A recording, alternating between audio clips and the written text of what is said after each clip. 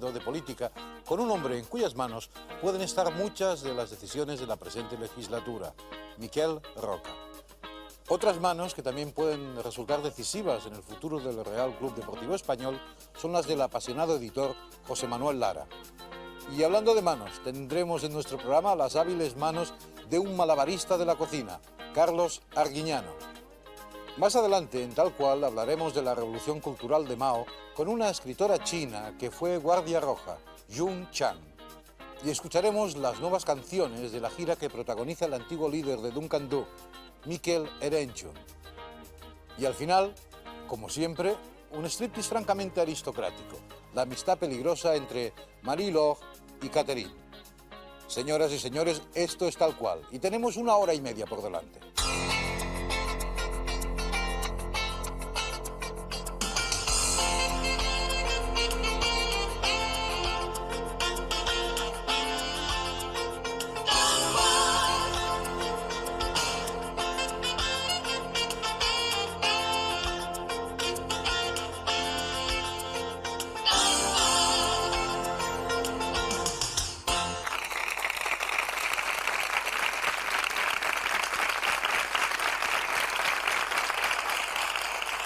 Al inicio de nuestro Tal Cual de todos los viernes nos acompaña uno de los políticos catalanes con más prestigio entre sus colegas del Parlamento. Él fue uno de los parlamentarios que redactó la Constitución española y ahora, como desde hace mucho tiempo, es el portavoz de la minoría catalana. Se trata del señor Miquel Roca Junyent.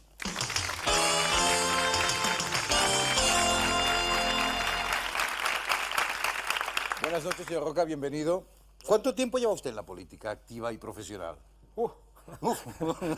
Mucho tiempo. Profesionalmente, lógicamente, desde el año 1977, en que fui elegido por primera vez diputado, y desde entonces ininterrumpidamente hasta la fecha. Y si ya no es profesionalmente, sino ya es como vocación y como servicio, ya tendríamos que remontarnos a mi época universitaria, por allí hacia los años 57, 58, en que ya he tenido una actividad permanente en el campo de la política. ¿El objetivo de todo político que se precie es el de decidir? Evidentemente. Y decimos decidir por gobernar, en fin, decidir es una palabra más amplia. Yo diría no el objetivo del político en concreto, el objetivo de la política y el objetivo de los partidos políticos es decidir, es intervenir, es transformar. Es decir, siempre una acción política es una voluntad, un proyecto de transformación de la sociedad, en un sentido más arriesgado, más hacia un espectro político, más hacia otro, pero en definitiva siempre hay una voluntad de transformación, de acción social, de intervenir en la vida de la sociedad para conformar una sociedad que te parece más justa, más progresista, más libre, más moderna, más europea. Y esto siempre se hace desde una acción de decisión, lógicamente. Y fiel a esta teoría, ustedes, vamos, su partido, adoptaron el eslogan de ahora decidiremos para la última campaña electoral. ¿Quién se inventó esa frase feliz, entre comillas? No, y sin comillas. No, digo feliz cuando se decide, si no se decide es otra cosa. Pero ya se decide, ya. Pero realmente en esta ocasión fue un eslogan que el propio presidente Pujol y yo mismo, en una sesión de prácticamente 5 minutos, nos acercamos a cómo debíamos enfocar la campaña electoral, y entonces coincidimos muy rápidamente en este eslogan, porque era lógico que lo que ha pasado ya se preveía, es decir, ningún partido tendría la mayoría absoluta, y a partir de aquel momento nuestra posición central y estratégica en la vida parlamentaria nos definiría como una fuerza decisiva, y por tanto lo que le íbamos a decir a los ciudadanos es: hay una cosa que ha cambiado en la vida política española. Hasta la fecha estábamos acostumbrados a los gobiernos de mayoría absoluta. Esto ha terminado, empieza una nueva etapa, y en esta nueva etapa vamos a ser decisivos. ¿Y de verdad van a decidir, señor Roca? Vamos a decidir. De momento han decidido que no deciden. No, de momento hemos decidido que... decidirán más adelante, en todo caso. No tanto esto, no. Hay diversas maneras de decidir. Otra cosa es la que a cada uno le parezca más eficaz, pero hay diversas maneras de decidir.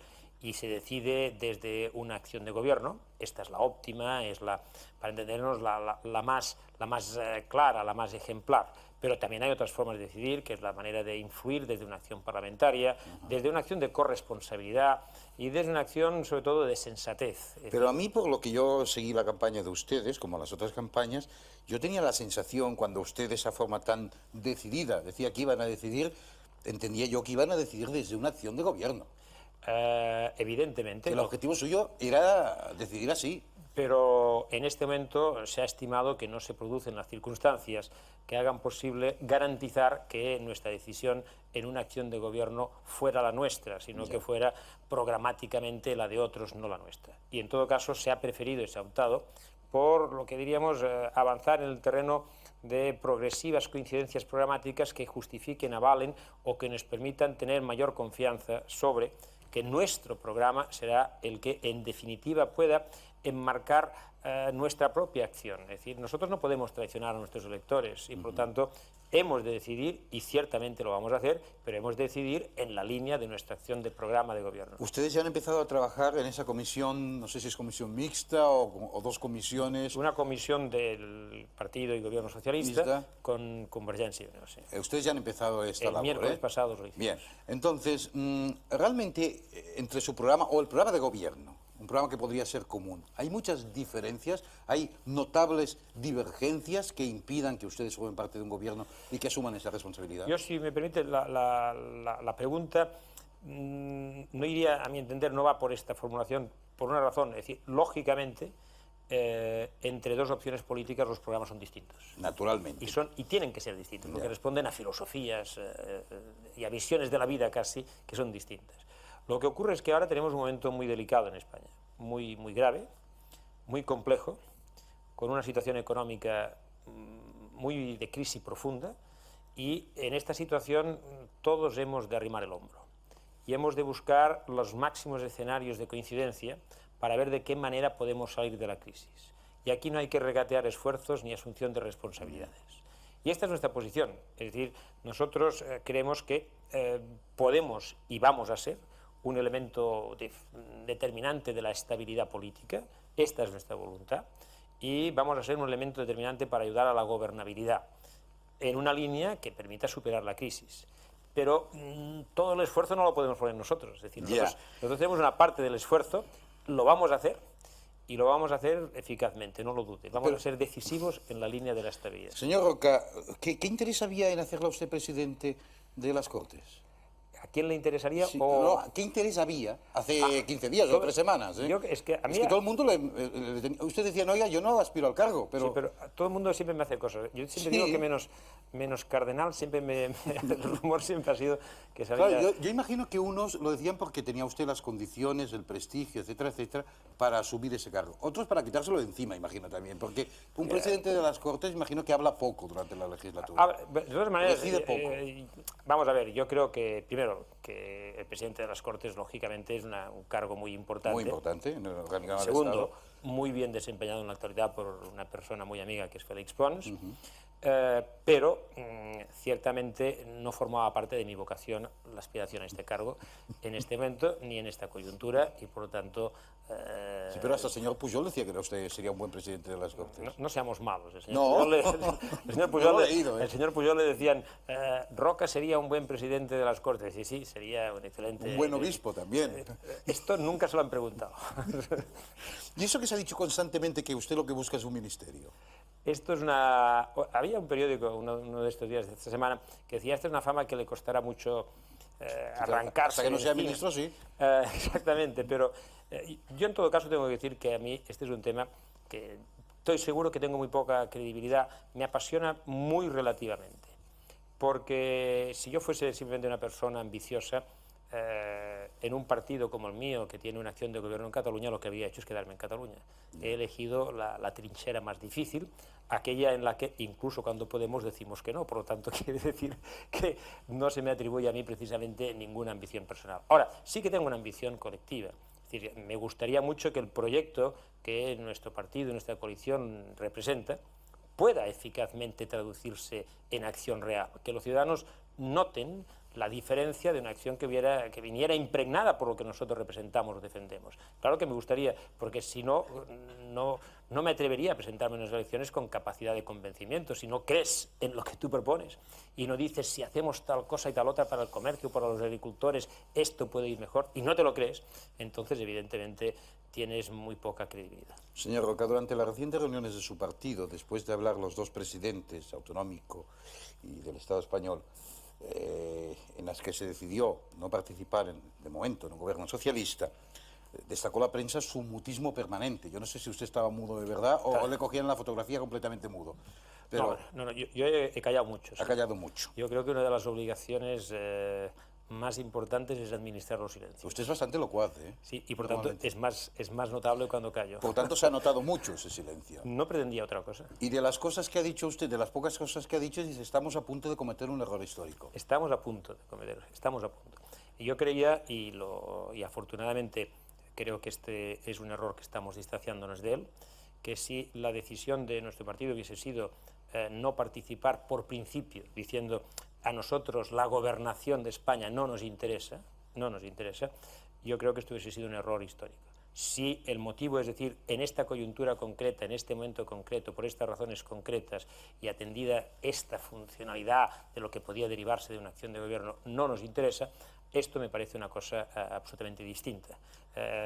Incluso puedo discrepar o no puedo discrepar, pero me parece ya muy opinable y ya no está en la trama del gran error, sino en todo caso de opiniones que yo acato y que respeto. De todas maneras, lo que yo entendí como pueblo llano que soy es que el error histórico estaba en no participar en el gobierno. No sé si usted quiso aplicar la frase ahí. Yo la expliqué además, salía entera. Lo que pasa es que luego los titulares... Sí, lo bonito es cortar, claro. Lo bonito es cortar, pero la frase entera es la que he dicho. Es decir, yo creo que sería un grave error que nosotros decidiéramos no participar por razones que pudieran, diríamos, afectar a la cuestión de principios. No hemos de participar. Pero fíjese usted que nuestro comportamiento desde aquel momento ha sido precisamente el contrario. El de trabajar en la línea de las aproximaciones programáticas, ver de qué manera podemos definir escenarios de coincidencia, ver de qué manera podemos asegurar la gobernabilidad, defender la estabilidad política que el país necesita, y le garantizo que vamos a ser decisivos en esta línea, que es fundamental para mí, que es en la del discurso del realismo. Ver cómo nos acercamos a los problemas económicos para solventarlos, para crear empleo, cómo nos acercamos a los problemas de la agricultura, cómo nos acercamos a los problemas del comercio. Lo vamos a hacer, seguro. El sí de los nacionalistas vascos a la posible formación, a entrar en un gobierno, ¿les ha sentado a ustedes como un jarro de agua fría? A mí no. A mí me parece que es una decisión muy libre que deben de tomar. Es decir, cada partido tiene en un momento concreto la necesidad de tomar sus decisiones desde su propia autonomía. Ellos han tomado desde su propia autonomía, yo la respeto, no la critico. Tengo un gran respeto por la tradición del Partido Nacionalista Vasco y, por lo tanto, no va a salir de mí ni una sola palabra de crítica. Señor Roca, ¿van a votar ustedes la investidura del señor González? No nos precipitemos, ¿no? Es decir, primero esta es una decisión que, en todo caso, a mí me gustaría que se derivase de mi propio grupo parlamentario. Yo no me atreveré jamás a decir, vamos a hacer esto, y formalmente el grupo parlamentario se reunirá el próximo lunes para tomar esta decisión. Pero en aquel momento ya diremos lo que corresponda. Lo que le puedo decir es que nuestra posición en este debate será una posición terriblemente constructiva. Vamos a hablar de estabilidad, vamos a hablar de gobernabilidad, vamos a hablar de apuesta por lo que debe ser el futuro, y lo vamos a hacer con el enorme deseo de hacer posible que esta etapa, que empieza como muy compleja y como muy difícil, sea muy positiva para todos. Este sería nuestro deseo. Si las cosas y el propio discurso de investidura del presidente, del candidato a presidente por parte del Partido Socialista, el señor Felipe González, es un discurso que está en la línea de nuestras preocupaciones y de lo que nosotros entendemos que el conjunto de España necesita, pues bueno, podrá haber sintonías. ¿De verdad, señor Roca, que ustedes van a esperar al discurso, o sea, se espera normalmente al discurso para votar la investidura o no? ¿No lo tienen la decisión tomada anteriormente? Sí. Bueno, me quedo bastante tranquilo, por si eso era fruto de la improvisación del momento, vamos mal, ¿no? Es verdad, pero también me reconocerá usted que si hemos de tomar... Pues si dice alguna tontería muy gorda, quizá no le voten, pero ustedes supongo que lo tienen claro. Pero como usted reconocerá, si yo tengo el lunes una reunión del grupo parlamentario para tomar la decisión, porque es quien en definitiva la debe tomar, me parecería... Una grosería.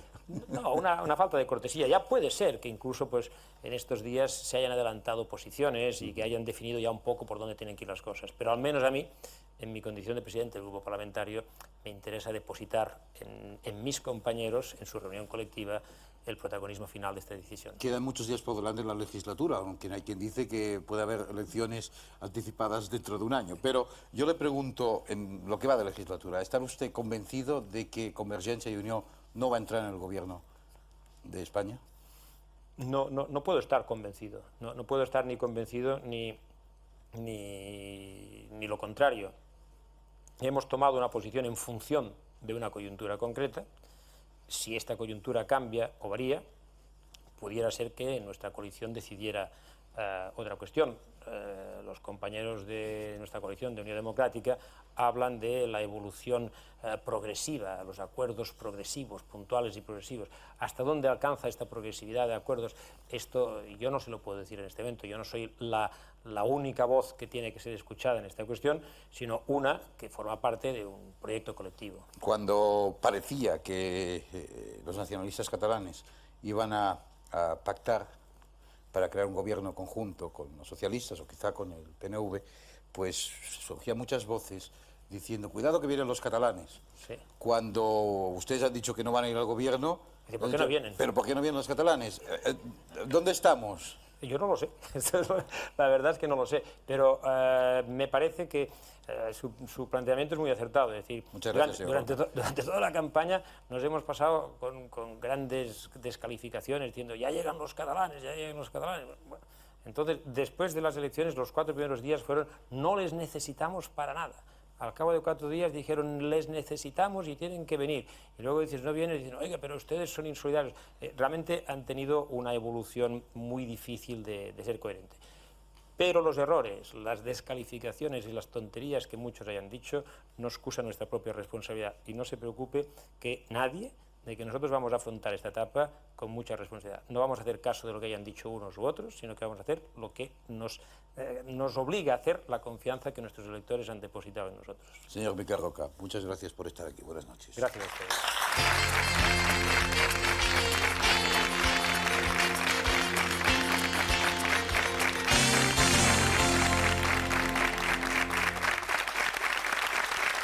Vamos a hacer una pausa para publicidad. Les avisamos a ustedes que tenemos todavía conversaciones pendientes con José Manuel Lara, con Carlos Arguiñano, con una interesante escritora china que fue guardia roja, Jun Chang, y también canciones con Miquel Erenchun y el striptease habitual de la casa con Marilor y Catherine. Una pequeña pausa y volvemos en un instante.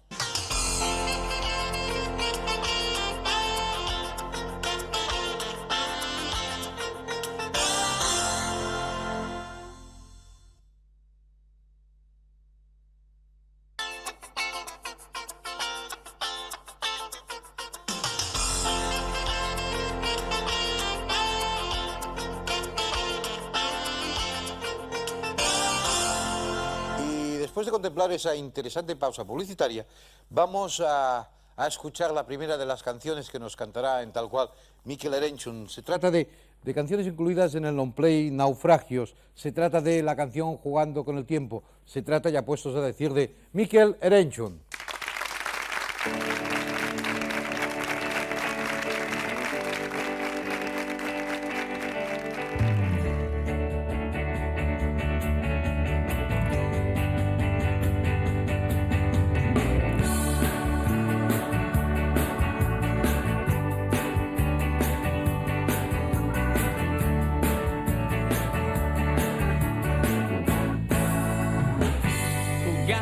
Con el tiempo, te espero a la deriva, me enredo en tus sueños, con mis 2 caras abiertas, eternamente quieto, espero tu visita, aliento con aliento, en esta travesía. Sobórname al pasar, con besos de cristal.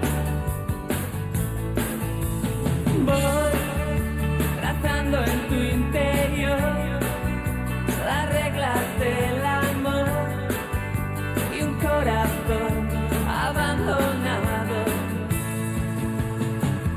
La noche se ha quedado sin boca ni sonrisa, y mientras yo te espero con la luna encendida, desnúdate en un gesto, miradas escondidas, un tapiz a mi deseo.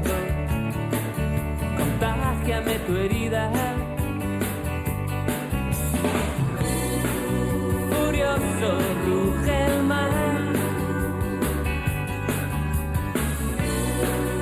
oculto en el desván. Soy la daga que cruzó, la hiena, el escorpión, y tú la flor que vive al lado.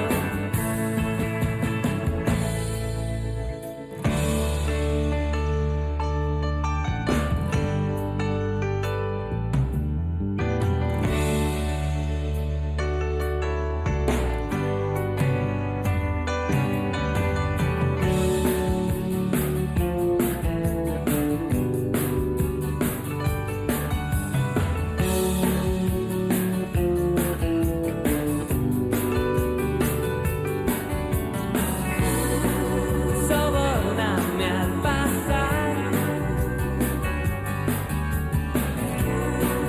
con besos de cristal.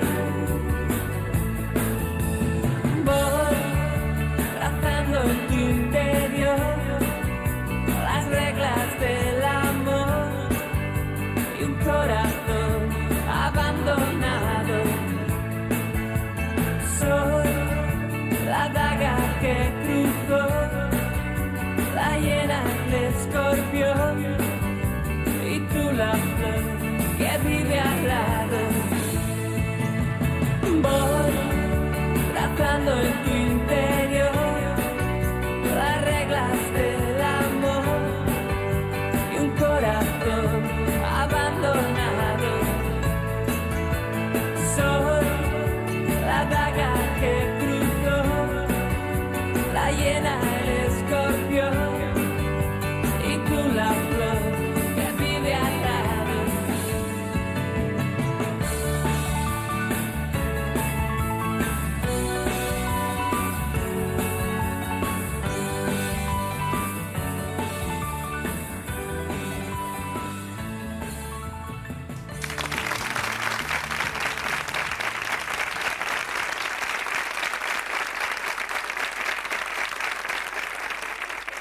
Nuestro próximo invitado nació hace 78 años en El Pedroso y antes de ser quien es, uno de los 3 grandes editores de libros del mundo y de amasar la fortuna que ha amasado, ha sido legionario, fue el capitán más joven de la Legión con 22 años, ha sido boy de Celia Gámez, ha sido vendedor de galletas, jugador de fútbol y creo que de billar a tanto la carambola. Y encima, pero encima, un momento, te has dejado de cuando era futbolista, la última temporada, 39-40, con el Sevilla.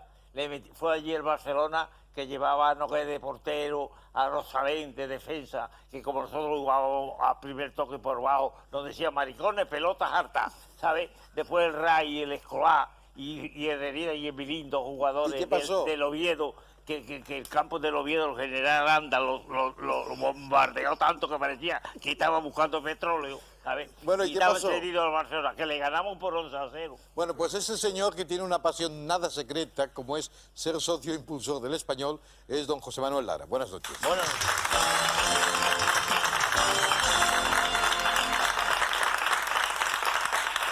Señor Lara, ¿cómo están los ánimos? Los míos cojonudos. No, hombre, no. Empezando ya a preparar para subir al Español a primera. Eso le quería hablar. Después del disgusto del martes pasado... El disgusto, eso se pasa a mí enseguida. No me diga. Enseguida. O sea, yo a toda la gente que le aconsejo que a pesar que le dicen que todas las cosas van a ir muy mal, ustedes no sé lo que hay. Lo que no tienen es que tomar miedo. En cuanto toméis miedo, entonces lo veis todo negro y entonces cuando sale todo lo más.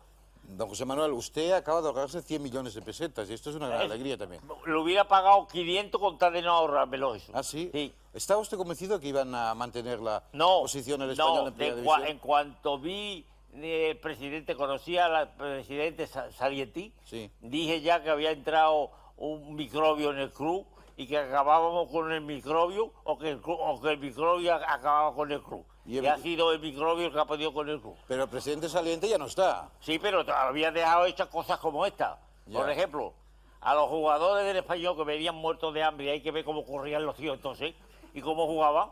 le hace un contrato a cada uno de 50 millones menos a otros 60. Coche y piso.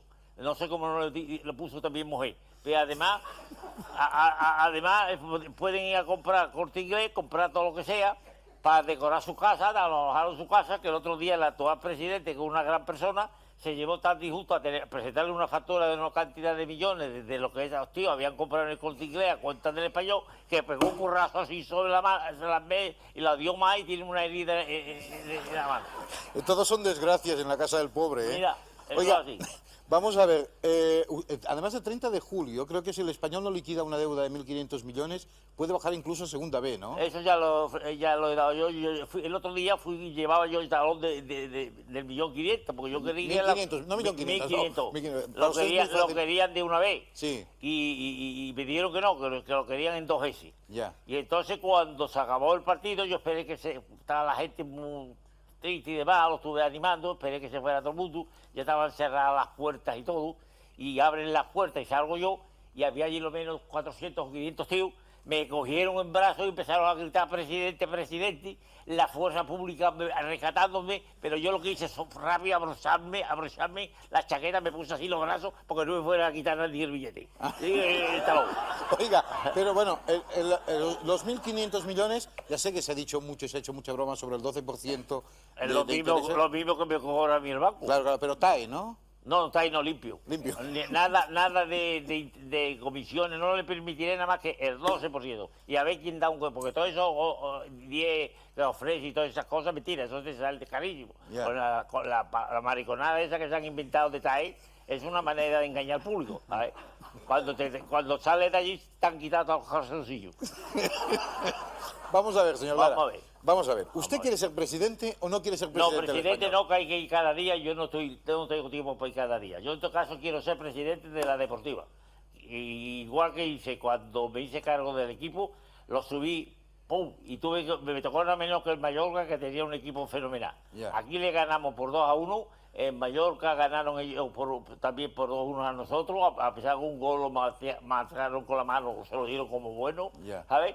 Pero en Madrid jugamos y le ganamos por 1-0. Al final del partido, una corna tirada por Castaño y un jugador del Sevilla que había yo recomendado, que se llamaba Ivígora, que era muy malo, pero tenía unos cojones terribles, ¿sabes? El tío entra por la pelota, se había enterado que había que rematar con la cabeza, pero se equivocó, remató con la boca y nos costó una fortuna después de arreglar la dentadura, ¿sabes?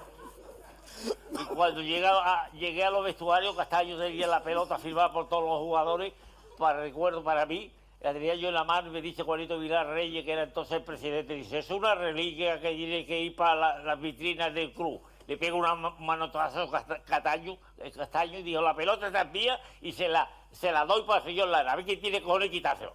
Muy bien, vamos Yo a ver. había guardado el balón. Y por tanto no quiere ser presidente, sino presidente de la Comisión Ejecutiva. No, deportiva. Deportiva, perdón, pero dueño del club, porque usted va a No, comprar. dueño del club, Va a no. comprarlo usted, ¿no? Ah, Al Español. sí, si no hay nadie que quiera invertir, no lo voy a dejar morirse. Ese club me ha dado a mí tanto disgusto que no lo dejo que se muera antes que yo. ¿Usted ha perdido dinero con ese club? Claro. Ah, ¿cómo?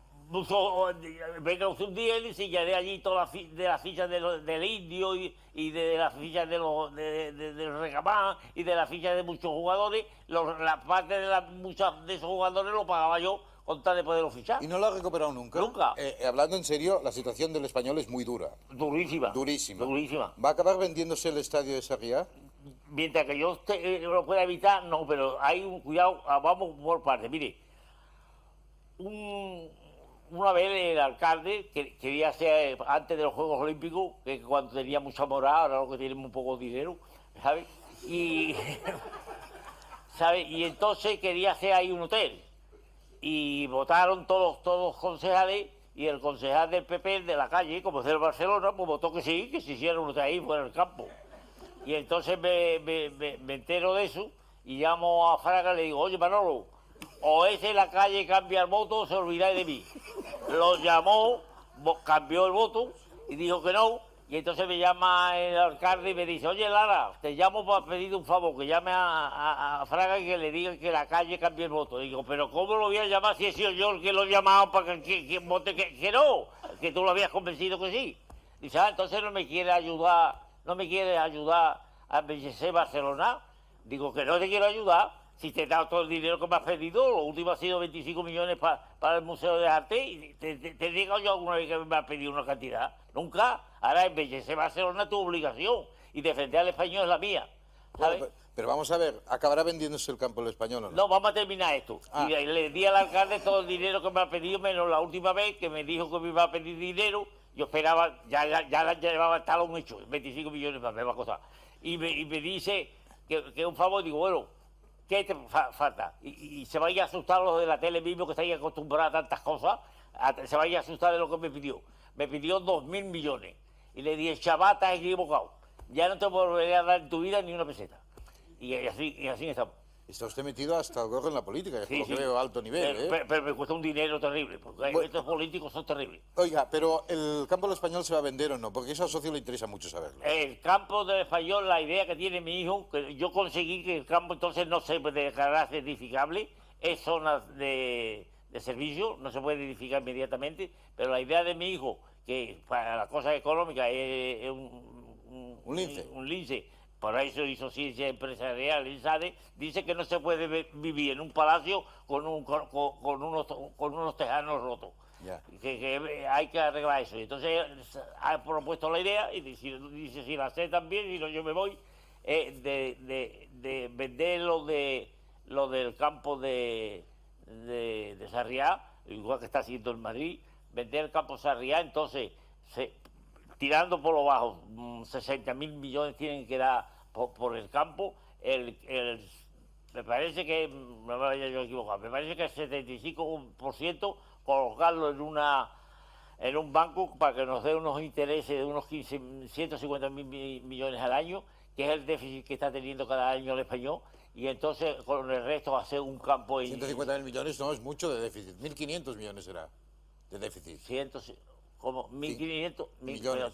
150.000 millones es mucho dinero de déficit, ¿eh? Cuidado que yo cuando Usted me ha hablado de 60.000 millones del cuando campo yo del Español. dije 65, que la deuda del español eran 6.500 millones, todo el mundo dijo que era demasiado y el resultado 6.500. Sí, pero 150.000 no, 150.000 no. 1.500 1.500 millones. sí. Millones son. Bien, Da la renta suficiente para cubrir Claro. el gastos. déficit y entonces poder hacer un club a la altura del Valencia. Permitiremos que el Barcelona y el Madrid sigan peleándose, pero nosotros de vez en cuando, aunque sea cuando están descuidados, ¿y dónde jugarán le cuando se daremos venda? una hostia. ¿Y dónde jugarán? Hacemos un campo o bien aquí en el pueblo este primero que viene, saliendo por la carretera esta, ¿cómo se llama? ¿Qué carretera? Deme una Por pista. la carretera donde está el hotel de Sofía, hombre. Por la carretera. ¿Esplugas? Espluga, pero San Juan de Espí. San Juan de Espí. San Juan de Espí. Ahí hay un terreno fenomenal, hace un campo moderno, Ya. con el dinero que después de dejar otro, y entonces ya tendremos un club que no nos dé más disgusto. Porque O sea, su idea va por ahí. no, la idea mía no, porque la prueba que yo hice que no se pudiera vender. Ya. O sea, ya estaría edificado y ya lo hubieran hecho un hotel, que hubiera sido otro más negocio, porque los hoteles hay que ver lo barato que tienen que estar vendiendo las habitaciones. Señor Lara, una pregunta que quizá le sorprenda, pero ¿usted está a favor del aborto?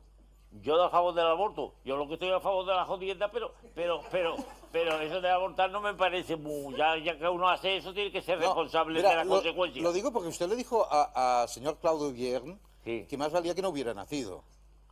Por mal que la ha hecho al club de luego. Ya, no, lo decía porque Porque, igual- mire usted, el señor Pardo, después de todo eso, el portero que jugó suplente, que jugó ayer, que no me acuerdo ni cómo se llama, ¿sabe? Hizo unas declaraciones fortísimas contra Cantatore. Entonces Cantatore los castiga 15 días de suspensión de juego y de por tanto de dinero. De empleo y el juego, Pardo de va, sueldo. el Pardo va y no lo admite, dice que no. Y entonces los jugadores dijeron, este entrenador es más tonto que un piloto, vamos. Nadie le hizo caso ya. El pobre hombre lo dejó desautorizado y así ya todo el mundo se atrevía. El tío ese que trajo del Valladolid, que costó 250 millones, ese tío está gordo, que parece que está alisado, que sabe en vez de jugador de futbolista. Cuando le decía que se entrenara y que corriera por el campo no lo hacía. Fonseca se refiere. ¿Qué? Fonseca. Fonseca. Ajá. El Fonseca que yo hubiera entrado y que lo tenía apalabrado era el otro, el que jugó en Sí, el, hubo un en error de- Nápoles. sí, sí. No, pero ese Fonseca no. Y además Martín Vázquez también venía Y yo sí quería traer jugadores de verdad. Ya. Pero, perdona, es que tenemos muy poco tiempo, señor Lara, y quiero Venga, concentrar. ¿Y Camacho lo va a traer al...? Camacho sí, pero me ha llamado hoy que si yo no soy presidente de la Deportiva, que no viene. Ya. De modo que se tendrán que buscar, o soy presidente de la Deportiva yo, o que se vayan buscando otro entrenador. ¿Qué va a pasar con el Español? ¿Va a desaparecer? Yo no sé. Yo he hecho todo lo posible y darle todo el dinero que quiere. Yo no me he recibido nada más que de tú, del Español. Porque ahí, ya lo ha visto usted, es el único campo que usted verá a los socios llorando y aplaudiendo al mismo tiempo. Pero contésteme con la mano en el corazón, ¿va a desaparecer el Español? Por mí no. Ya. Pero yo como si se pongan la idea de los más jóvenes que están más preparados que yo, y sienten quizás menos profundo que yo el español, ¿sabes? Además que yo lo tengo muy cerca de mi casa. Con un paseíto ya estoy. Yo vivo en Doctor Fleming, veo el campo de mi casa cuando estoy comiendo. Pero yo no lo quitaría, pero hay que ponerse a lo que digan a la mayoría. ¿Es el Español para usted es una querida carísima? Carísima. Tendría que tener 16 suplentes para que me reforzaran, para tener satisfecha a la querida, ¿no? Bueno, señoras y señores, este es un personaje singular. Ha estado con nosotros esta noche y quiero darle las gracias a don José Manuel Lara. Quiero decirte que ya ahora en vez de 57 editoriales voy a tener 58. Estoy en trato con una de las más importantes de Nueva York, pero no lo digo porque todavía no está firmado. Y por decir la francesa, Sí. me la quitaron, ofrecieron el doble, porque dicen que todo lo que yo toco es oro, y se adelantó otro y pagó el doble.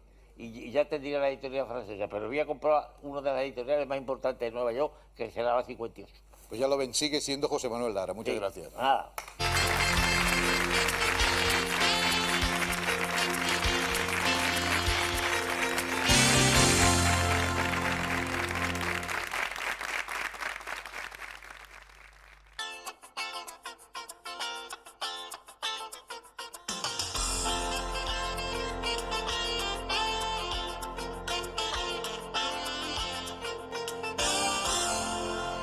La abuela de nuestra siguiente invitada fue concubina de un señor de la guerra en la China feudal de los años 20. Sus padres fueron militantes comunistas que sufrieron los horrores de la revolución cultural maoísta. Ella misma perteneció a la Guardia Roja de Mao durante los años 60. Más tarde fue la primera ciudadana china que obtuvo un doctorado en una universidad británica y ha relatado su historia y la historia de la mujer en la China de este siglo a través de un libro titulado Cisnes Salvajes. Bienvenida a nuestro programa, señora Jun Chang.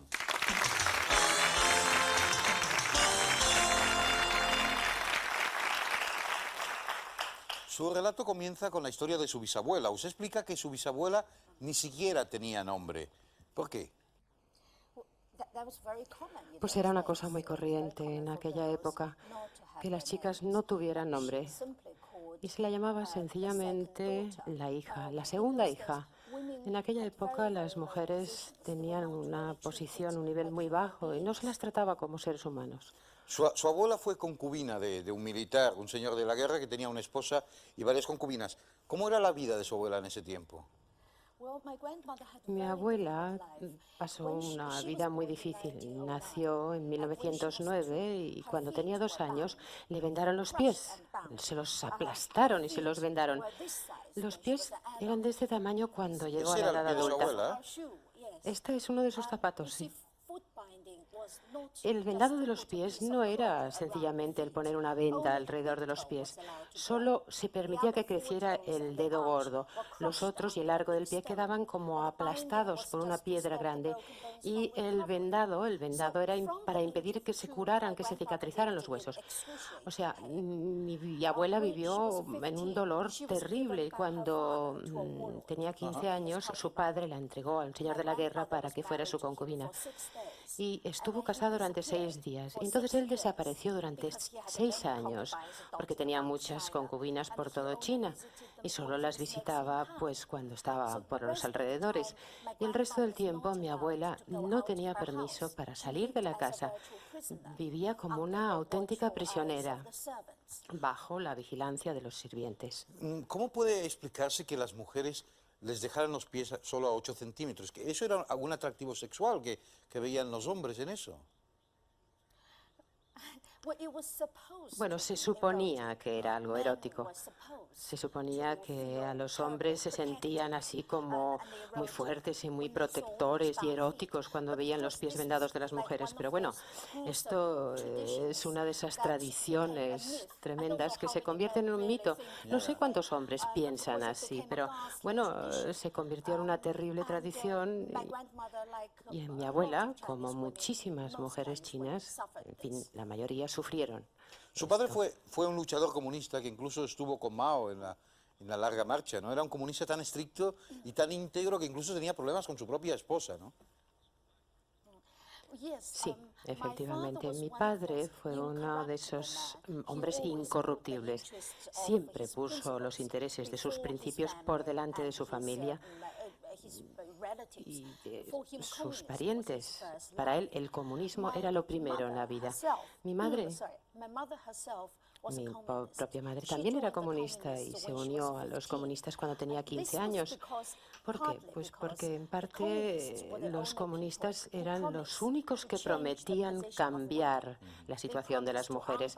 Prometían que ya no se vendarían los pies, prometían que se aboliría el sistema del concubinato.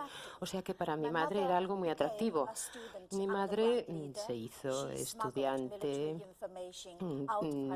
pasó información fuera de la ciudad a los comunistas, porque es que en los años 40 hubo como una guerra civil en China entre los comunistas y el Kuomintang de Chiang Kai-shek.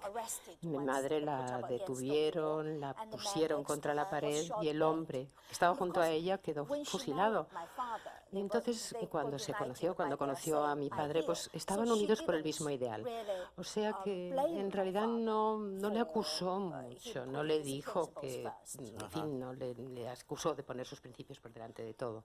Pero a pesar de esa convicción comunista, su padre fue duramente perseguido durante la Revolución Cultural pese a eso, ¿no? ¿Cómo pudo llegarse a esa situación? Mao Zedong lanzó su revolución cultural en 1966 para librarse de la administración comunista, porque él pensaba que no eran lo suficientemente duros. Quería concentrar todo el poder en sus propias manos.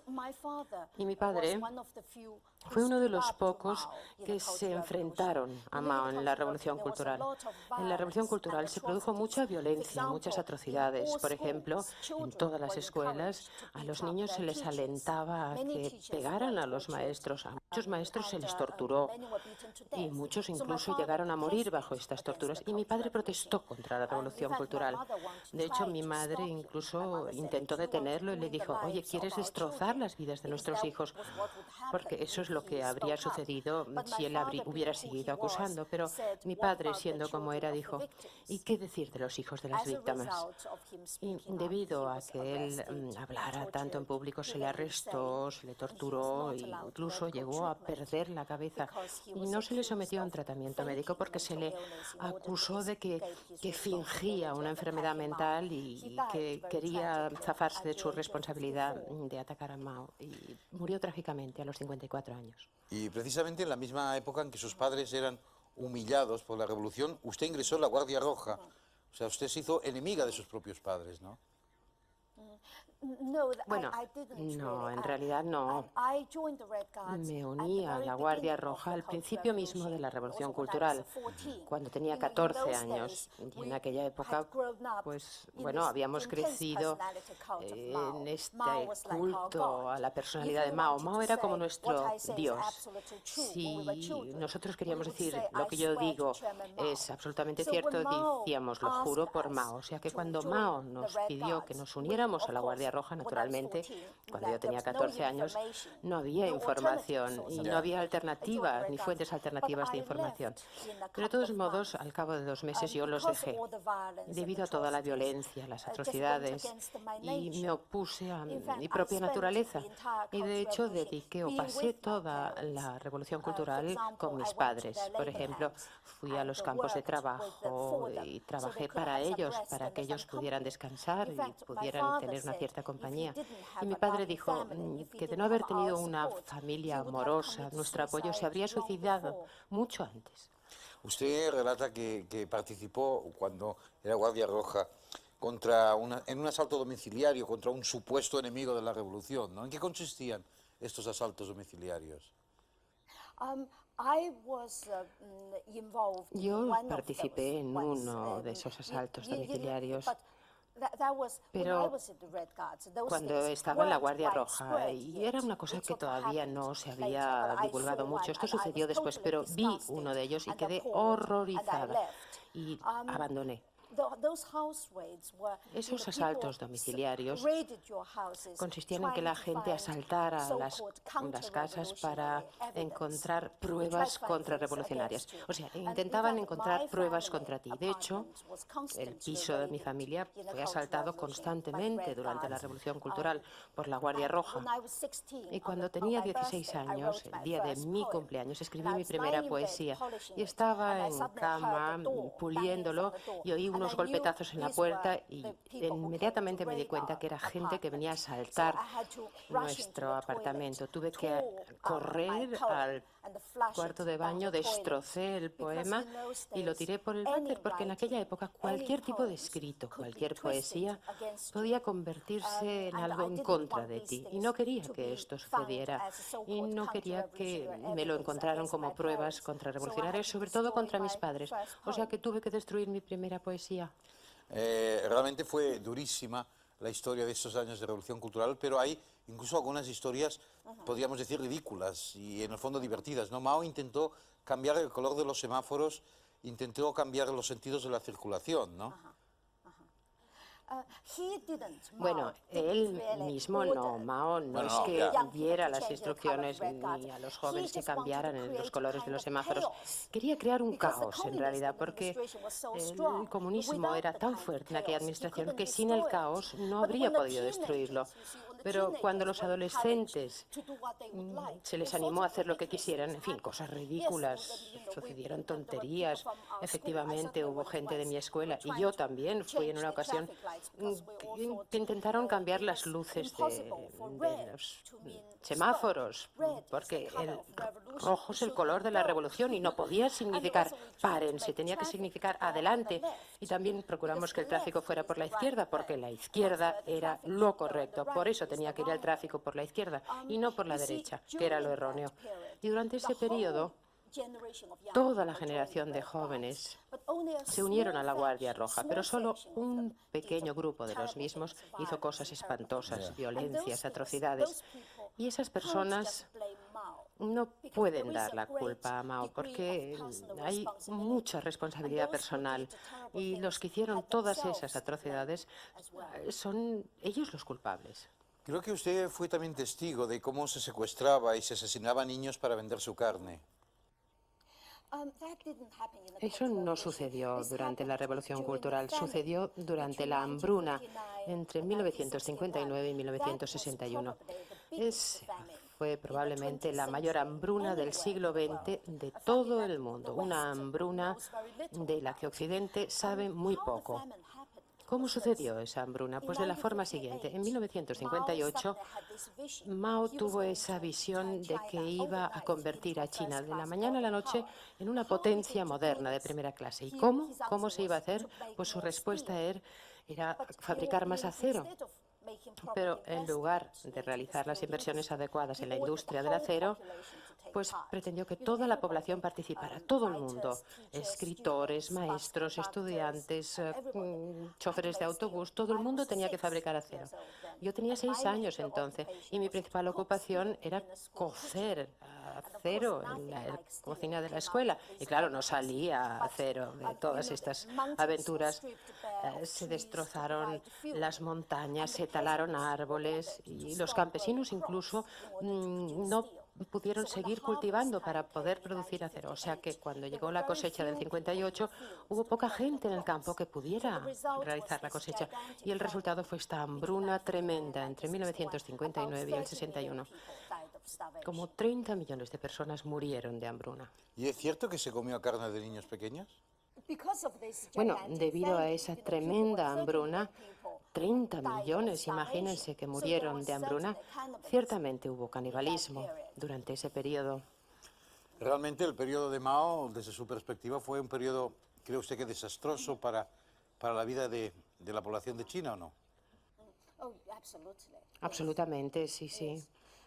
Y a pesar de eso usted tenía una gran adoración por Mao. Bueno, lo que sucede es que hay muchas personas que adoraban a Mao, incluso en Occidente. La gente en Occidente tenía poca información, pero en China incluso teníamos menos información. ¿Cómo se decide la gente? Lees libros, ves la televisión, escuchas la radio, hablas con los amigos, hablas con la familia, pero en China no podíamos hacer nada de todo esto. Ningún padre, ninguna madre en China en aquella época se atrevía a decir a sus hijos algo que fuera distinto de lo que te fijaba el partido, porque entonces los hijos podían hablar y podrían poner en peligro a la familia y a sus propias vidas. Y además, ¿qué objeto tenía educar a los hijos para que se convirtieran en no conformistas? Porque esto solo habría servido para destrozar la vida de tus hijos. O sea que los padres, en toda China, los padres que amaban a sus hijos, les decían, haz lo que dice Mao. Además, en aquella época había lo que yo llamaría el sistema de rehenes. Si tú hablabas en público, no solo ponías en peligro tu propia vida, sino las vidas de tus hijos, tu familia, tus amigos, tus parientes. Esto es lo que cambiaba toda la ecuación moral. Muy poca gente se atrevió a hablar así en público. La historia de toda su familia, de las mujeres que han integrado a su familia a lo largo del siglo, lo ha recogido ella a través de ese libro que se llama Cisnes salvajes, del cual en el mundo se han vendido 1,5 millones de ejemplares. Esta noche ha estado aquí con nosotros para sintetizarnos un poco lo que cuenta y sobre todo para explicarnos algunos detalles de la revolución cultural que ella vivió en primera persona y de lo que sucedía en la China de su madre, de su abuela y de su bisabuela. Gracias por estar con nosotros esta noche, Yun Chang. Buenas noches.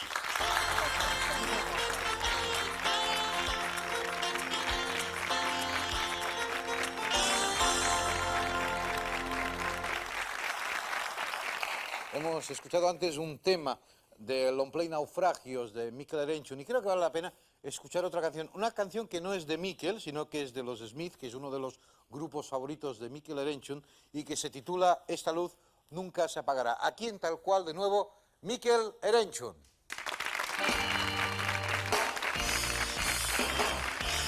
Hoy te esperaré en la esquina iluminada de mi calle Obrel. No puedo comprender que nunca confesaras tu amor. Aquella noche eterna daba igual. Hoy te esperará este reducto de marfil y de hueso que soy. Me hiciste un gran favor, oh, nadie ha dado un paso por mí. Yo era una luz enterrada con puñados de cal.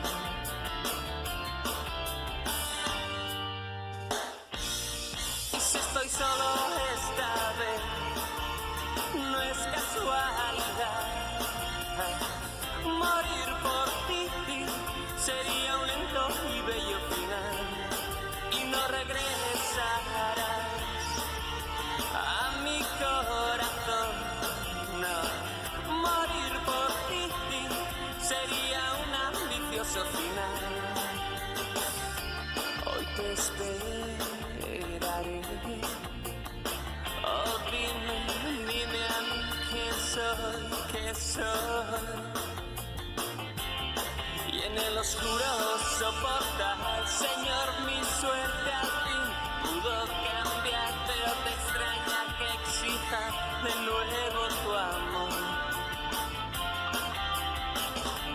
Hoy te esperaré. Sí, dime a mí quién soy, qué soy. Y puedo comprender que nunca confesaras tu error. Aquella noche enferma era normal.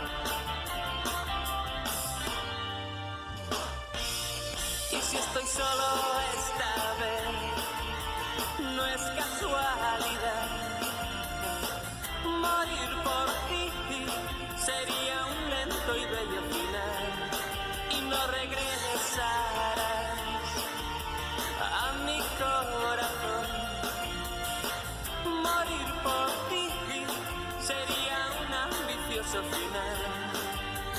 Esta luz nunca se apagará. Esta luz nunca se apagará. Esta luz nunca se apagará. Esta luz nunca se apagará.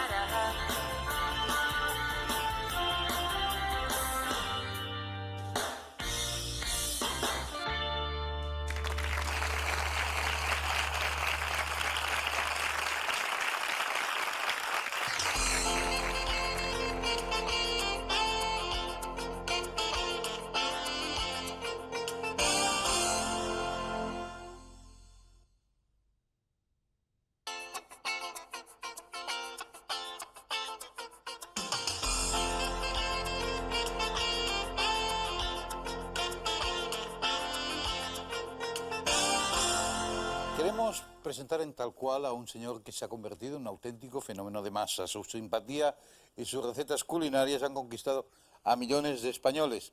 Desde las amas de casa hasta los solteros y los malcomidos, todo el mundo le está profundamente agradecido. Viene acompañado de un joven valor de la pelota vasca. Él ha querido traerlo y él nos va a explicar por qué está Rubén Bellocchi aquí. Pero nosotros vamos a comenzar hablando esta noche con Carlos Arguiñano. Buenas noches.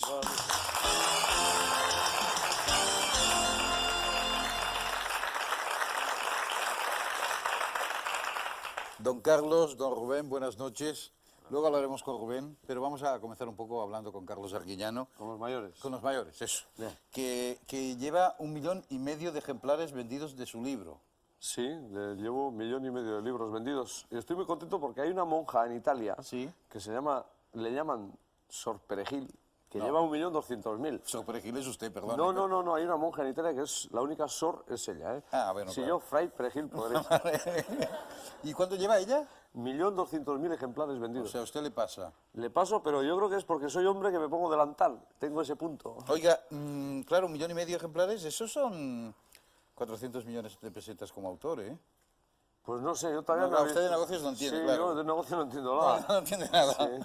Sí. Sí, tanto, ¿eh? Pero es mucho dinero, ¿eh? A mí me parece demasiado. Vivir de la literatura. No, yo no merezco vivir de la literatura. Yo tengo que seguir trabajando. ¿Usted de pequeño quería ser cocinero? Yo quería ser primero pastor.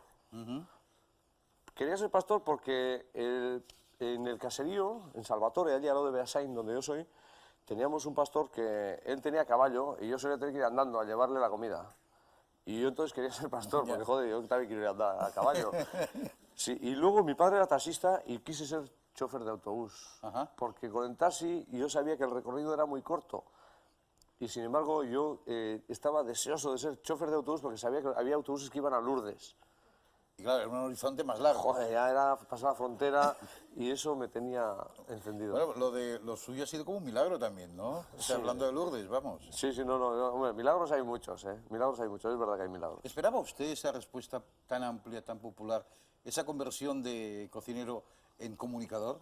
No, yo sabía que el programa que yo estaba haciendo, o que iba a hacer, iba a ser un programa que iba a gustar.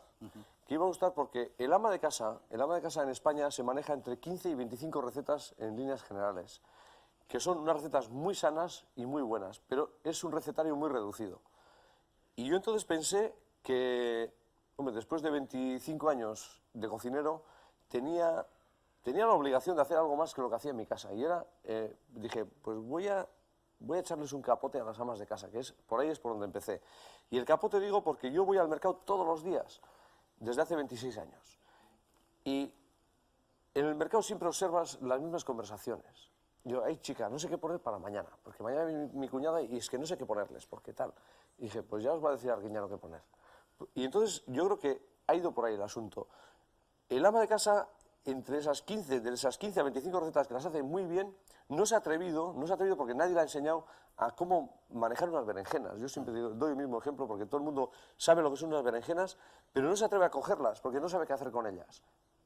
Y yo sabía 20 recetas de berenjenas y dije, pues esas se las voy a enseñar a las amas de casa porque no les voy a comprar berenjenas. Y la berenjena es un producto muy barato, es un producto muy natural y es un producto muy rico. El punto de partida, muy rico. El punto de partida siempre es que sea barata la cocina que usted ofrece. Sí, de cada 100 veces, 95 que sea barata. Ajá. O sea, mi lema es, vamos a cocinar sano, vamos a cocinar barato y vamos a cocinar divertido.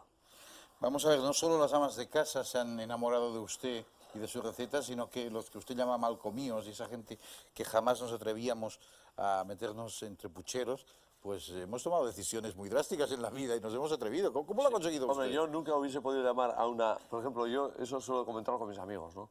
Hoy lo digo aquí porque, bueno, porque tú siempre me has parecido el sermón, ¿eh? Me has parecido el pater, y te voy a hablar sincero. Yo nunca me hubiese dirigido a la mujer llamándole malcomida, divorciada y no sé qué, esas cosas que les digo a los hombres. A los hombres les digo lo que me da la gana y no les sienta mal, ¿no? Digo, solterón, digo, mal comido, divorciado, levántate del sofá. Levántate del sofá y ponte a cocinar, que si a poco que cocines vas a ligar, digo, vas a ligar. Porque si tú le invitas a alguien a casa, digo, en lugar de darle, pues no sé, pues una lata inglesa de comida, una lata inglesa de sopa de no sé qué, le dices, oye, te voy a hacer un arrocito con unas verduras y unas alitas de pollo. Y vienen seguro. O sea, la mujer también se la conquista por el estómago. ¡Hombre! Oye, claro. ¿es cierto que a usted lo que más le gusta del mundo son los bocadillos? Sí, bueno, yo por mi trabajo, yo me siento muy poco, yo soy muy nervioso, soy muy andarín y así. Y entonces, no sé estar cómodo sentado, y menos teniendo el trabajo que tengo. Nosotros comemos todos los días del año a las 12 del mediodía y cenamos a las 7 de la tarde.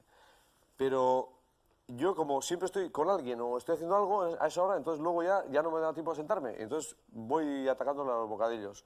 Bocadillos sin ser muy grandes, pero muchos y muy variados. Muchos, muy variados. Sí, bueno, yo todos los días puedo comerme de 5, 6, 7 bocadillos así pequeños. ¿Eso es lo que le alimenta a usted o luego hace un plato...? No, también hago, sí, no, hombre, me gusta el plato. Luego, cuando ya se va todo el mundo... ¿Cómo es un bocadillo arguiñano, por ejemplo? Porque esto lo cuenta poco usted. O sea, Joder, es un usted hace bocadillo. cocina, pero a ver, un bocadillo a la Un arguiñana. bocadillo al arguiñano pueden ser hasta 2 huevos fritos, Sí. 2 huevos fritos con bacon bien turradito y un pimiento verde. Y los huevos con la yema, por supuesto, blandita. Y entonces aprieto el pan y se me va cayendo el huevo por aquí. Sí. Y entonces, como un vikingo, y me mancho mucho y hago... pero gozo. Oiga, ¿y en ese caso dónde ponemos el perejil? El perejil, hombre, ahí lo llevo puesto. Porque en el bocadillo es más difícil el perejil. ¿eh? Sí, bueno, pero ya sabéis que el perejil, es verdad que el perejil cura 50 enfermedades, ¿eh? Sí, eso es lo que dicen, y eso es lo que dice usted. Sí, ¿Tiene no, usted no. comisión? ¿Ha montado usted una compañía de perejiles? No, pero que los agricultores y concretamente los que cultivan perejil, tengo mensajes Deben estar muy cariñosos. Sí. encantados de la vida, ¿no? Es verdad, Ah, es pues verdad. usted hay perejil de moda, vamos. Bueno, por lo menos hay alguien que anda bien. Claro, no, el del sí. perejil. Es que vamos a acabar poniendo esos, incluso ramitas de perejil en la solapa en homenaje a Arguiñano. El otro día me han dicho que para el dolor de muelas también hacer una bola de perejil con aceite de oliva virgen y sal y colocar en la muela que te duele y mano de santo. Oiga, en eso de los bocadillos, del cual yo también me debo de confesar como fan, ¿ha probado usted eso que algunos llaman a la catalana? Bueno, aquí es con el pan con tomate.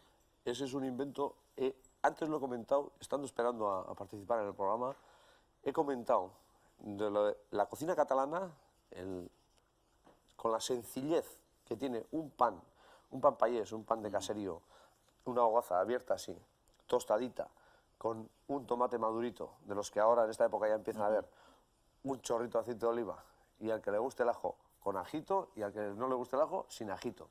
Eso me parece un auténtico lujo. O sea, eso es lo que demuestra que el pueblo es listo, que el pueblo es inteligente, y con una hogaza de pan y un tomate y un chorrito de aceite puede hacer un bocado que es insustituible.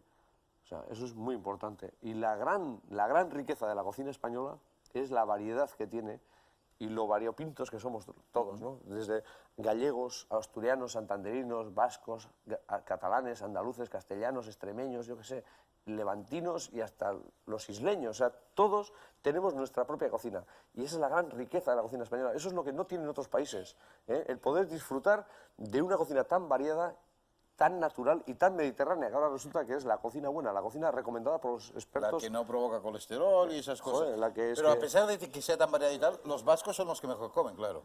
No sé si somos los mejor comedores, pero los que más seguro. No, hombre, se come bien. Mira, el País Vasco tiene unas ventajas tiene, importantes, que es que somos una zona que tiene una temperatura muy acorde que ni frío ni calor, una temperatura buena para comer. Luego, somos muy amantes de la cocina, todos, los hombres también.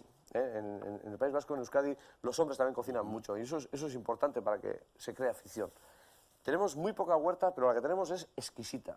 Y luego estamos rodeados, bueno, entre La Rioja, Navarra. Y, ojo, es que yo suelo decir que Euskadi no sería tan rico el comer si La Rioja no estuviera tan cerca, ¿no? Por ejemplo. Agarrar la mano y coger la botella. Claro, es que tienes la botellita, tienes los espárragos, los champiñones, las alcachofas, las pellas, yo qué sé, los pimientos, los piquillos en Navarra. Calle, que esta hora nos Las va a coger. truchas. Para que nuestro público le está... Yo también, es que se me pone, Oiga. me pongo como un caníbal. Pero yo creo que aparte del éxito de las recetas, el haber ampliado el horizonte de esas 15 o 25 recetas que tiene cada ama de casa, uno de los secretos de Arguiñano es los secretitos, es decir, Los trucos. Los trucos. ¿De dónde los saca usted? ¿Usted ya los tenía, le vienen de familia o se los han ido contando gente de diversa procedencia? Sí, yo tenía recopilados unos 400 trucos de los 25 años de cocina que tenía. Y ahora he tenido la gran suerte, por medio de la televisión, pues de que todo el mundo, todas las amas de casa y abuelas sobre todo, que tienen trucos de cocina, de que tenían, pues que han ido heredando en sus casas, me van mandando. Y entonces me he recopilado pues, cerca de 800 trucos de cocina. 800 trucos. Y eso es muy bonito. Monjas, me dijo usted una Monjas, vez que le mandaban trucos. sí, bueno, las monjas son saladísimas. Las monjas, la verdad es que yo siempre ando entre frailes. Ya. Y entonces no conocía el tema de las monjas, pero las monjas son amas de casa con mucho fundamento. Denos un truco nuevo, hombre, ya que lo tenemos aquí, uno de esos truco el 801. Bueno, os he dado el del dolor de muelas con el perejil. Con el perejil, sí. A ver si os doy otro. Bueno, a ver. Bueno, yo hay uno que repito muchas veces, Hombre, si que lo es he muy dicho muchas importante. veces ya no vale. No Bueno, lo he repetido en repítalo. el programa, lo he repetido en el programa, pero es muy curioso. A ver, cuénteme. Es muy curioso porque hay uno que es que, más que truco, es un dicho, digo, que la lágrima que sueltas con la cebolla Sí. es la única lágrima sin pena. Primero, ¿no? Sí. Que nadie se lleve un mal rato porque le salen 2 lagrimones cuando está picando cebolla. Pero- Y luego el ajo, que a muchos de los españoles nos gusta muchísimo el ajo, pero no lo tomamos porque si te repite, porque si te el aliento, que si no sé qué. Bueno, pues tengo uno para que no te repita y otro para el aliento. El ajo le quitamos. En el centro suele tener como un rabillo, los que vean mi programa Ese ya lo he saben. visto yo, eso lo Bien, sabía pues yo, ese es ya muy lo he importante, practicado, porque a mí sí. me encanta mucho el ajo y sé que hay mucha gente que no lo tomaba porque le repetía. Pues si le quitas eso ya te deja repetir. Y luego si te tomas un granito de café tostado después de haberte comido el ajo, tampoco el aliento es el aliento de ese ajo que tanto machaca. Oiga, usted está casado y tiene 6 hijos, ¿no? Yo sí, eso casado, sin casarme también hubiese podido tener. y recibe muchas cartas de amor. No, cartas de amor no. No me diga, no puede ser. No, de amor no, la verdad. Entonces, Con ¿qué esta fa- cara tampoco te extrañará. Pero por favor, si usted me está aconsejando a los mal comidos y a los divorciados que cocinen bien, porque así pueden conquistar el corazón de una mujer, oiga, con lo que cocina usted, no me dirá que no recibe cartas de amor. No, mira, yo los mayores amores recibo de la gente muy mayor. Cuanto más mayor, más me quieren. Ya. Y eso es muy emocionante y muy bonito. Porque me paran en la calle, las abuelitas mayores, y me dicen, Carlos, qué bien cocinas, cocinas como yo. Y ese es el mayor piropo que me puede echar. Que en cocina doméstica la abuela me diga que qué bien cocino, que cocino como ella. Lo demás, lo de esas cartas que tú me has dicho, esas no, Carlos, no terminan de llegar. Me han contado que con sus amigos y con sus colaboradores está investigando usted si el muslo izquierdo del pollo es más sabroso, más tierno, más apetitoso que el muslo derecho. Esto ya es la sofisticación suma, ¿no? Sí, bueno, eso es A hacer... no ser que sea zurdo el pollo, pero bueno. Sí, entonces el derecho estará... Bueno, sí, es una historia bonita. Pachi, hay un restaurante en San Sebastián, La Estelena, que hay Pachi, que es un casero grande, que me comentó, mira, Carlos, vamos a hacer esta prueba, que esto creo que es interesante. Y es criar pollos todos de la misma manera, no en granjas, sino sueltos, dándoles todos los días, o sea, una raza de pollo y a todos la misma comida.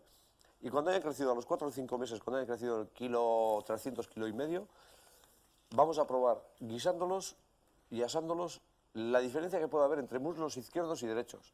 Porque parece ser que las aves descansan sobre una sola pata. Y entonces, que a ver si esas 8 o 10 horitas que esta pata está lela y la otra sujetando todo el cuerpo, a ver si este muslo es más rico que este. Y bueno, pues, pero bueno, de esta manera... Oiga, como imponga usted la moda por el muslo izquierdo, A ver, por por ejemplo, favor, ¿es izquierdo o no no? van a vender un muslo derecho en los mercados. No, pero bueno, que está bien, que a mí me gusta divertirme, ¿no? Y Ya. entonces, ya que estoy en ese mundo de la comida y de la cocina... Pero reflexiones sobre la responsabilidad que tiene. Como usted aconseja el muslo izquierdo, se quedan en las tiendas los Con muslos los muslos derechos. derechos. O Que sea hagan queso, que hagan queso. que hagan queso. Una de las aficiones confesables de Carlos Arguiñano, no sé cuáles son las inconfesables, es la pelota vasca. Y bueno, se ha empeñado en que el mundo entero conozca la pelota vasca, se ha empeñado en que en televisión haya un programa de pelota vasca y encima se ha empeñado en crear un equipo de pelotaris. No, y que lo que es lo mejor, que lo he conseguido. Bueno, pues venga, Lo he cuéntamelo. conseguido. Bueno, yo aquí tengo a mi izquierda, mira qué espalda, a Rubén Beloki. No me lo Rubén Beloki destroce. es un navarro auténtico que en Barcelona tuvieron la oportunidad de verle conseguir la medalla de oro de pelota vasca mano individual En los Juegos Olímpicos. en los Juegos Olímpicos de Barcelona. Tiene 18 años y... ¿No es demasiado joven? No es demasiado joven, tiene 18 años. No, no. Para ser un número 1 de pelota vasca, creo Eso que... sí. Eso es lo que... No, bueno, no, demasiado eso joven, sí. ¿no? Eso sí, mira. Perdona, Rubén. Rubén en la pelota va a ser lo que es Indurain en el ciclismo. Va a ser un fuera de serie. De hecho, ya está en ello. La pelota vasca es un deporte que yo suelo decir que en los próximos 5 años no va a haber deporte en España con más proyección que la pelota vasca. La pelota vasca es un deporte antiquísimo que se ha jugado en muchas provincias españolas, se ha jugado en todo el mundo, es uno de los 25 deportes que hay en el mundo y antes te comentaba que Al Capone hace 70 años, más o menos, en Chicago abrió un frontón con pelotaris vascos. Y No quiere usted compararse con Al Capone, ¿no? no, yo con Al Contando Capone negocios para de- nada. Ah, bien, bien. No, Al Capone para nada. Pero que quiero decir que al Capone le gustó la pelota y si le gustó al Capone, que era listo, aunque no fuera bueno, era listo, ¿por qué no nos va a gustar a la gente normal? Y hay una cosa muy importante, hay una referencia muy importante, que los partidos que estamos retransmitiendo en televisión española, aquí en la segunda, de pelota vasca, están teniendo más audiencia que la NBA. Y eso me enorgullece, porque es un deporte muy nuestro, no hay que importarlo, es más, lo podemos exportar. ¿Cómo tienes la mano, Rubén? Pues bueno, ahora la tengo un poquito dolorida porque es un deporte en el que las manos pues sufren mucho, ¿no? Se chafa, ¿no? Queda como Sí. un poco como una hamburguesa, La ¿no? verdad es que después de un partido pues la mano queda mal. Pero bueno, acostumbrándote desde pequeño a jugar este bonito deporte, pues la verdad es que te vas acostumbrando con la edad. ¿Cuál es el secreto de un buen pelotari? Para los que somos absolutamente neófitos en el tema, como éramos antes en el tema de la cocina, y él nos enseñó, ¿qué nos puedes enseñar de la pelota vasca? ¿Qué nos puede interesar? Bueno, un buen pelotari tiene que ser sobre todo un gran amante de este deporte, ¿no? Porque es un deporte muy sacrificado. Entonces, pues desde muy pequeño, como te he dicho, tienes que vivirlo y entrenar día a día porque hace falta, pues bueno, ser muy rápido, ser fuerte. Entonces, pues bueno, sobre todo mucho sacrificio. Uno de los secretos de la popularidad en los círculos en que se desarrolla la pelota vasca, imagino que es también las apuestas, ¿no? Sí, sobre todo en el País Vasco, pues bueno, hay mucha apuesta, ¿no? En corte de hachas, traineras, en todos los deportes rurales, pues hay mucha tradición en las apuestas y en la pelota, pues se mueve mucho dinero en las apuestas. Pero ahora con la nueva empresa de Carlos, pues bueno, la verdad es que la pelota se está enfocando desde otro punto de vista y se quiere dar más espectáculo y que se vea por todo España y por O todo sea, el que mundo. tenga la valor el pelota. deporte en sí, no Sí, tanto que tenga valor. que esté en función del poder apostar. De todas maneras, tú has jugado estando apostando, ¿no? Sí, sí, ahora mismo se apuesta y mucho Y cuando dinero no apuestan por ti, ¿qué piensas? Pues bueno, no pasa nada, ¿no? Unos días apuestan por ti, otros días sale de favorito otra gente. Es un rito bastante bonito, pero que bueno, que con el tiempo tendrá a desaparecer. ¿Ladis Galarza o Julián Retegui son los grandes de la... Ahora mismo son pelota. los más grandes que hay en el mundo entero, vamos. ¿Cuánto te falta para batirles? Hombre, pues me falta algún año, pero bueno, con ilusión y con trabajo pues llegaremos. Ni un año. ¿Cuántos pelotaris tienes en tu, no sé si se llama cuadra, equipo, cómo se llama eso? Sí, bueno, el cuadro de pelotaris. Cuadro de pelotaris. Tengo 60 pelotaris, 30 de mano y 30 de pala. ¿De plantilla? Sí. O sea, con un sueldo y con nómina, sí, nómina. y eso da dinero. Pues ¿O los usas de camareros o de pinches de cocina no, también? De momento no da dinero, pero yo estoy empeñado en que va a ser una cosa que me va a satisfacer muchísimo y creo que al final terminará dando dinero. Yo he hecho mucho esfuerzo, yo y un equipo de gente que estamos, pero no lo he hecho por ganar dinero, o sea, lo he hecho por lanzar la pelota vasca a nivel mundial. O sea, es que tenemos un deporte en las manos, que es que luego todo lo importamos, porque ya sabes que es un país en el que todo lo de fuera nos parece muy bueno y lo de casa todo nos parece una caca. Y me revelo constantemente y hablo de los productos, hablo de las cebollas, hablo de las fresas, hablo de los tomates, hablo de las naranjas, hablo del aceite, hablo de todo. O sea, que lo nuestro es tan bueno o mejor que lo que tenga nadie en el mundo, pero no, lo nuestro nos parece siempre, no le damos importancia. Y yo suelo decir que los franceses, que qué bien venden, porque no es que tengan mejores productos que nosotros, pero lo venden muy bien. Lo que nosotros llamamos aguardiente, que parecemos los indios de la última montaña, ellos llaman eau de vie, agua de vida, y nosotros aguardiente, ¿no? Y aguardiente a 800, eau de vie a 5000. Claro, y es que yo me rebelo contra eso. Entonces compramos deportes pues como la NBA, que aquí tenemos una liga de baloncesto estupenda, y sin embargo tenemos que estar metiendo Liga Americana de Baloncesto, Sí, cuando maneras, hay que medir 2.16. Ya. Y de 2.16 yo no he visto ninguno en 44 años que tengo. Ya, pero eso es un espectáculo de otro nivel, claro, es otro nivel de espectáculo. Eso, es que yo creo que nos otro den una deporte, película, como pero la NBA es que otro no nos lo deporte. vendan como deporte, es película. Y esa cosa que se dice entre los pelotares, que a los suyos usted les unta la mano antes de jugar el partido con perejil, ¿eso es cierto? Eso, los míos, no, prefiero que coman salsa verde. ¿Cómo envían los pelotares? Los pelotares no perdonan ni el postre. ¿Es un buen jefe? Bueno, muy bueno. Rico, rico. Rico, rico. Esa es la idea que nos propone Carlos Arguiñano y creo que es una idea que va a tener éxito porque la base está ahí, la base gusta a muchísimos millones de gente en todo el mundo y por tanto, bueno, es cuestión de que Carlos lo empuje, o sea que ahí tenemos la nueva moda del pelotarismo. Se ha acabado el pádel tenis, se ha acabado el golf, Pues no se ha acabado, pero se van a tener que repartir los tiempos con nosotros. Sí, hay que tener buena mano por eso, ¿eh? ¿Cómo tiene usted la mano? No se puede ser pelotar y cocinar, imagino yo, ¿no? No, pero yo manejo muy bien el cuchillo. Ah, bueno. ¿Y eso qué tiene que ver con ser pelotari? Pero yo puedo cortar la pelota en pedacitos. Rubén ha estado con nosotros, Rubén Bellocchi, pelotari, una de las jóvenes promesas que ya ganó la medalla de oro en los Juegos Olímpicos de Barcelona y, bueno, el hombre que está detrás de todo eso y que hemos combinado la conversación de la pelota vasca con la cocina. Buenas noches, gracias, Carlos Arguiñano. Muchas gracias.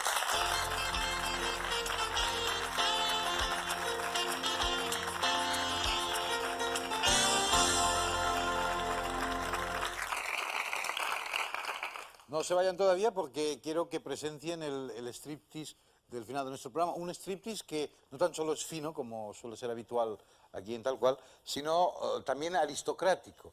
En esta ocasión se trata de ver una historia de amistad peligrosa, ahora mismo entre Marie-Laure y Catherine.